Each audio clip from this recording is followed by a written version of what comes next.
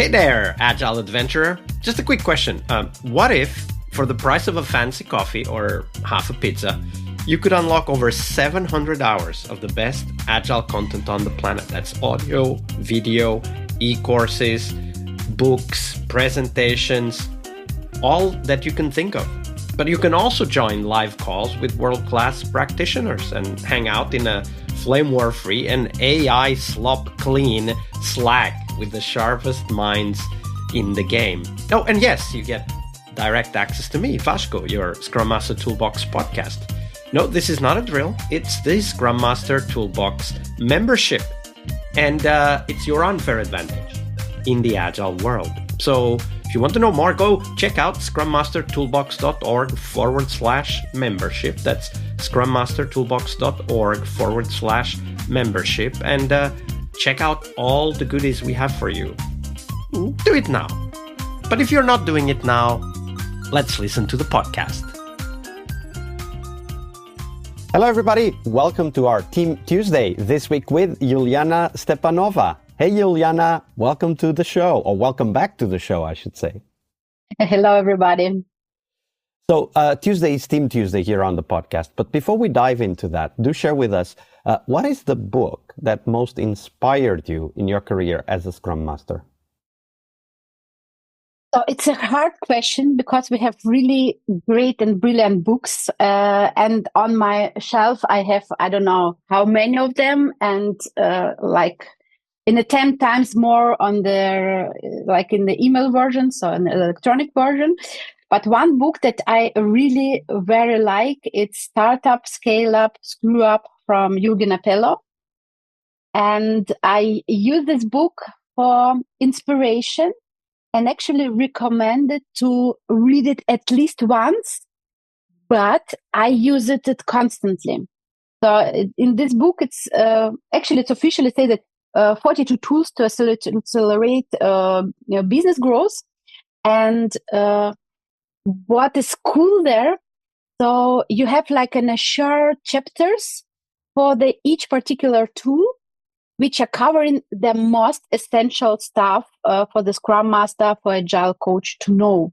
So if you are looking for what you really need to know before you start working or growing your career as a Scrum Master, please read this book in the very easy way, and from other side with another perspective.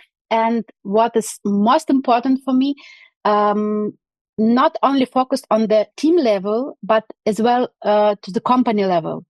Because sometimes Scrum Master not forget, but not paying so many attention on the company level or between departments. And actually in this book, you will find the tools, so normal tools, which you can apply all over the company, not only for the team.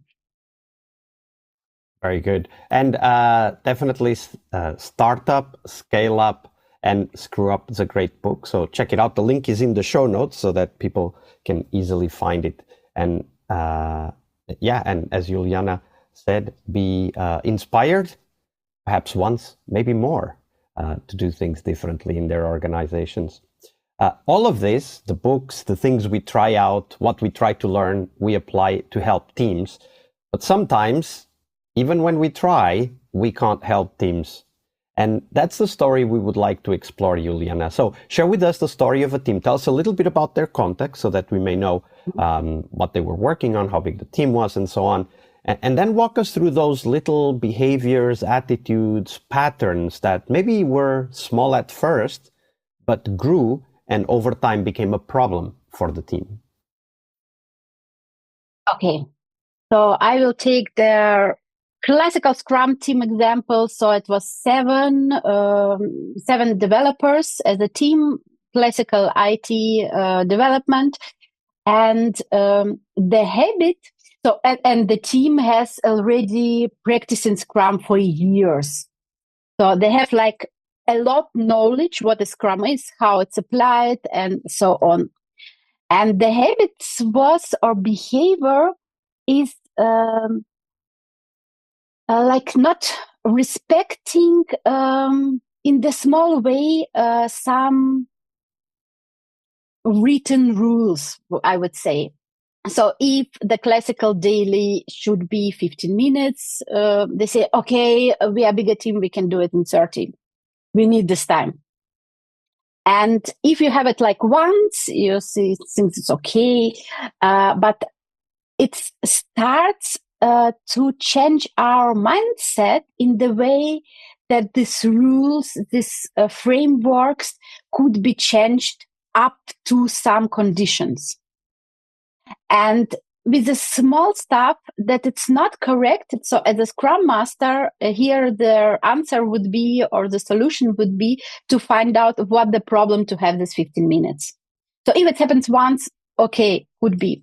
But if it's repeatedly coming in the life and appear, the question is how to put it back on the 15-minute time box, and actually what caused this change. And then it starts, let's skip the retro. We don't have time today. We have release or the test phase, or we have a lot of other stuff. Or so not respecting the structure in their like continuous time, it brings to the condition that in a time frame, I would say half a year, the Scrum will not work at all. And you cannot bring it back in one day because you have already habit to not respect this framework. So I can totally see like this habit of like, small changes that over time kind of compound and accumulate and eventually destroy the ability to execute a repeatable process. And I've seen that in many situations. But I think that an interesting question here is, why does it even start happening? So, I mean, the daily meeting, I can totally see why this would happen, right? Like there's just too much stuff that is going on. Maybe the team is working on 4 or 5 different projects and they're inviting all of the stakeholders at the same time to the daily meeting. Like it's easy to imagine why the daily meeting would get out of control and maybe become 1 hour, and then people will go like, hey, this is not productive anymore. Let's do this without having the daily meeting, which is of course in itself already a big red flag. But what drives these teams kind of slowly push back and even discard the process that in the end is there to help them succeed? It cause actually the cause could be very different. Started from the influence from other departments who are not respecting or not taking into account the Scrum rituals. For example, that time we have more than 6 or 7 development teams with a not aligned Scrum rituals days. And if we have some important meeting all over the company, so it's hard to choose date and time to not bother the Scrum events. And this was like exactly this point where the Scrum Master should work more, not on the team level, but above it, to align and to allow to have some time or some days where the company meetings can be done. And when it happened once, it's exactly now the question is that our brain is changing. That you have in your head, yes, if we have a good reason, we can skip it or to postpone it or to reschedule it. And then if you have another reason, critical bug or some very important question from the management, and you say, probably this is exactly this point where we can exactly the skip. So like a pain which coming directly on the moment, it's taken advantage with comparing to this following the rules, following the schedule. And mostly their influence is, of course, outside the team. So itself, the team, they would like to have all the scheduled events as it is. But if this like flow breaks on some way, it could repeat and happen again.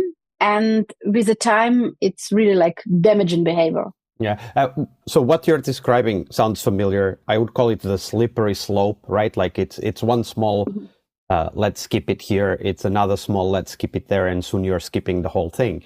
And I get that. I get that dynamic can emerge. What I'm considering is like from us as Scrum Masters is, what might be the reasons? And the one that comes to mind immediately is that the team never really wanted to work with Scrum anyway, right? Like they were never bought in. That was not something they wanted. They just were told, you're going to work with Scrum now. That would be one reason. Another reason would be chaos, right? Like constant firefighting and lots of pressure for management. That's also a potential reason. What other reasons do you see that may lead teams to get into this slippery slope anti-pattern? For sure. And actually, the first reason that you are telling, it's like the team was not chosen by themselves to use the Scrum.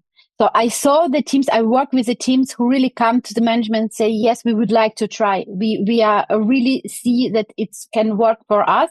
And they are like standing behind this framework, and they are protecting the framework in the team by themselves, not only with the help of Scrum Master.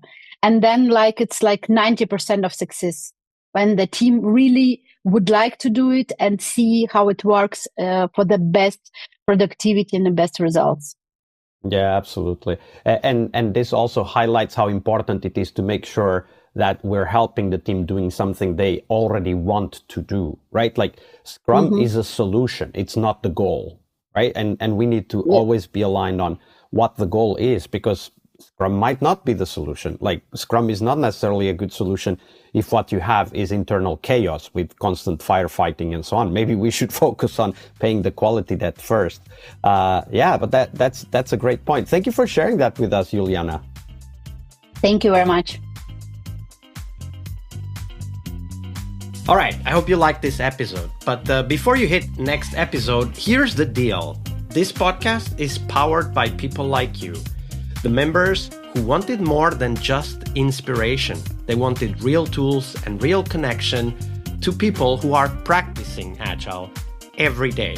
We're talking access to over 700 hours of Agile Gold, CTO level strategy talks, summit keynotes, live workshops, e-courses, deep dive interviews, books, and if you're into no estimates, we got the pioneers of no estimates in those deep dive interviews as well. Agile business intelligence, creating product visions, coaching your product owner courses, you name it. You'll get invites to monthly live Q&As with Agile pioneers and practitioners, plus a private Slack community, which is free of all of that AI slop you see everywhere, and of course, without the flame wars. It's a community of practitioners that want to learn and thrive together. It's the best place to connect with community and learn together. So if this podcast has helped you before, imagine what you will get from this podcast membership. So head on over to scrummastertoolbox.org/membership and join the community that's shaping the future of Agile. And we have so much for you. So check out all the details at scrummastertoolbox.org/membership, because listening is great, it's important, but doing it together, that's next level. I'll see you in the community Slack. We really hope you liked our show. And if you did, why not rate this podcast on Stitcher or iTunes? Share this podcast and let other Scrum Masters know about this valuable resource for their work. Remember that sharing is caring.